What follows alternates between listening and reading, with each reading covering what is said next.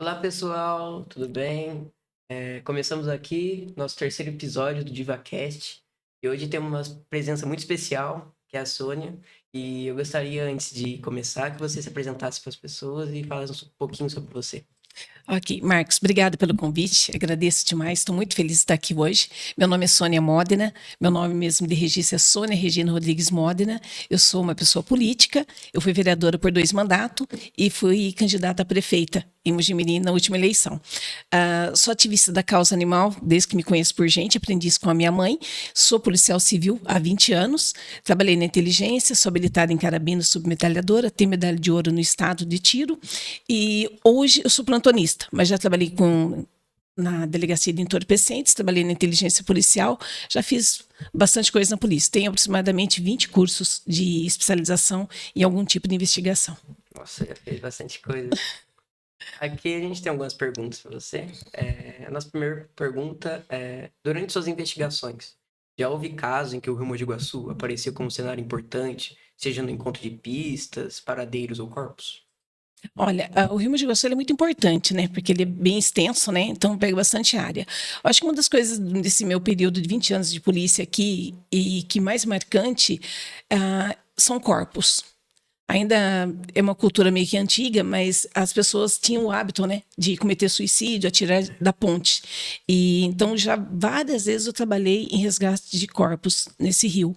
E de termos de outro tipo de trabalho, mais ativista na área da causa animal. Não sei se todos sabem, mas nós somos corredor das onças. A Mogi Guaçu faz parte do corredor das onças. Nós temos vários tipos de animais silvestres na nossa região. Mogi Guaçu, em especial, o lobo-guará, que está em extinção. Nós temos ele ainda aqui.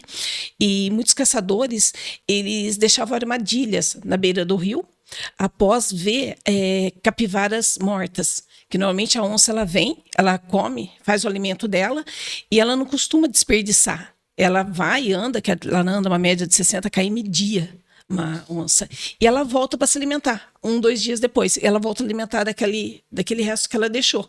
Então, quando os caçadores viam que tinha esse alimento, essa capivara já metade comida, eles montavam captura próxima para poder pegar a onça. Então, eu tive a oportunidade já de ver uma armadilha dessa. E, obviamente, a gente destrói, porque eu, ainda mais como ativista, né? Então, sempre tentando proteger. E as margens do nosso rio já teve muito de caçadores montar armadilha para que fosse pego onça. Então, cheguei a vivenciar isso. E também, quando eu trabalhava, teve algumas denúncias já que utilizavam barcos para levar entorpecentes de um lado para o outro. Mas, durante o meu trabalho policial, a gente nunca conseguiu comprovar isso. Da minha equipe, não. Mas eu acho que o mais marcante em termos de trabalho policial são corpos. Pessoas que cometem suicídio, pessoas que caem no rio. Onde tem a altura da cachoeira ali, eu lembro ainda de quando menina, tinha muita gente que morria afogado. Jovens que iam brincar na água, né, de domingo com a família, de repente a correnteza, né, acabava trazendo essa infelicidade da pessoa não conseguir voltar. Sim. Aproveitando esse gancho aqui, a nossa segunda pergunta, ela fala sobre quais são as principais dificuldades enfrentadas pela polícia ao realizar buscas e investigações nas margens ou dentro do rio. Olha, eu acho assim que das margens, como nós temos assim todo o povoado em volta do rio, né? O Rio Mogi Guaçu, ele pega praticamente uma área central da cidade. Então tem chácaras, tem sítio, tem algumas plantações. Então nem sempre esse local está aberto. Muitas vezes tem portões, cercas, muros, né, que tem alguns que já tem casa em volta, locais que tem mais chácaras. Então, às vezes, dificuldade para achar a pessoa, de ter contato com ela, da pessoa morar ali, porque às vezes é um rancho só de passeio, chácara de recreio, para poder ter acesso à beira do rio. Mas quando acontece algum crime, o povo em Mogi Guaçu, a população é muito solidária. Sabe, eles assim, eu peguei um caso, não tem acho que nem 4 meses, de uma senhora que acabou se jogando no rio, foi suicídio, e próximo de onde estava o corpo, que ela ficou à margem de uma chácara, a população ali, os moradores, muito prestativo, recepcionando nós, oferece água. Quando teve um caso, acho que todos lembram daquele jovem que era de Campinas, que caiu perto ali atual Silvamo, né? Então o pessoal das chácaras ali do lado oferecia, se quisessem se hospedarem, se oferecia banheiro, são bastante solidários. Então, ainda que se tenha algumas dificuldades, nós estamos de parabéns com a nossa população aqui, porque eles são bastante solidários, acho que essa é a palavra mesmo certa. Nossa, muito interessante. Agora, nossa terceira pergunta, ela vai um pouco mais pelo lado da sua opinião. Na sua visão profissional, o Rio Mogi Guaçu é visto mais como um espaço de lazer e memória para a população ou como um lugar que também guarda histórias de crimes e ocorrências policiais? Olha, o Rio Mogi Guaçu, acho que ele é um misto. Porque se a gente for para as décadas de 70, a gente vai lembrar das enchentes. Né? Seu novinho, mas a gente ouve e vê algumas fotos de pessoas que andavam de barco ali pela rua Paulo Bueno, pela Chico de Paula, né? Você deve ter visto várias imagens. Então, isso foi muito marcante. E tem até sirenes, né? Se de repente a comporta se abrir para as pessoas se salvarem, né? Não ficar exposta ao perigo. Então, tem muita parte ruim, e como tem as partes boas também do Rio, que seria a parte turística. Eu defendo muito o turismo e vejo assim que a nossa margem do Rio Mogi Guaçu é pouco explorada. Ela poderia ser bem mais explorada. É muito atraente quando você fala que vai no restaurante que você fica à margem de um rio. Né? E só que muitas vezes não é tão acessível assim, esse restaurante a toda a população. Então a gente acaba indo no turismo externo. Se nós tivéssemos mais opções, com certeza seria algo mais acessível, mais utilizado. O turismo é o que mais gera emprego hoje no mundo. A primeira forma de gerar renda de trabalho no mundo hoje é o turismo.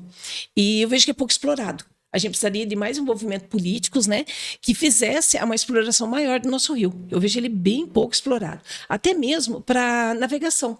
Porque ele é bem grande e ele tem muitos trechos navegáveis. Mesmo quando a gente entra naquele período que não tem muita chuva, que o nosso rio está baixo, ele tem um canal que permite ainda assim a navegação, que é uma coisa super atraente. Eu lembro quando criança que meu pai pescava muito.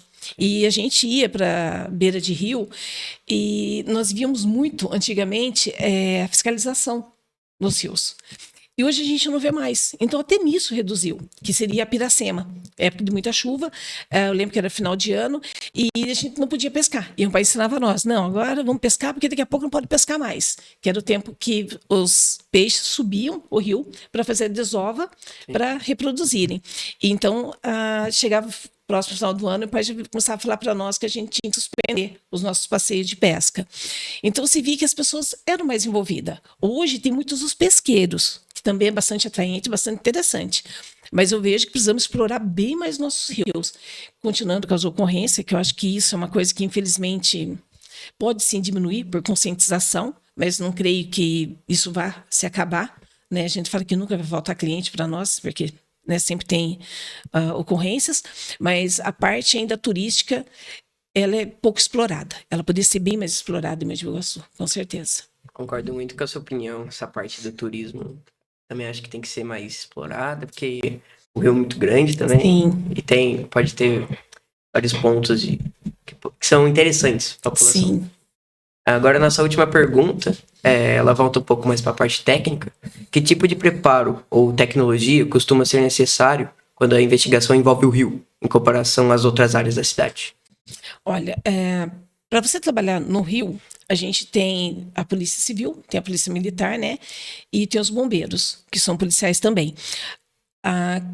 Os bombeiros estão mais capacitados, porque eles são treinados justamente para mergulhar, eles têm roupas, tudo.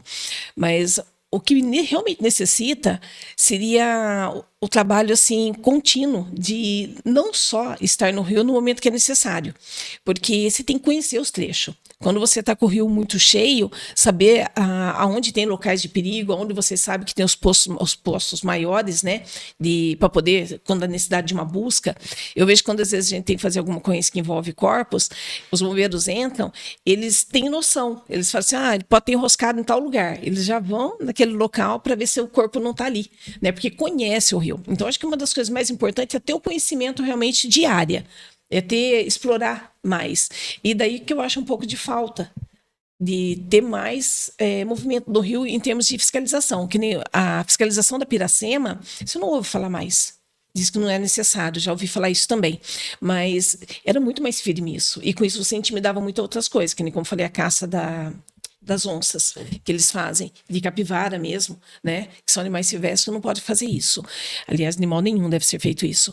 E então, nessa parte de trabalho, eu acho que é o conhecimento de área, os equipamentos. Uma coisa que a gente não tem mais em Mogi Guaçu, que é a polícia militar ambiental. Eu, como política, questionei muito sobre isso, porque envolve tanto o rio quanto a parte terrestre.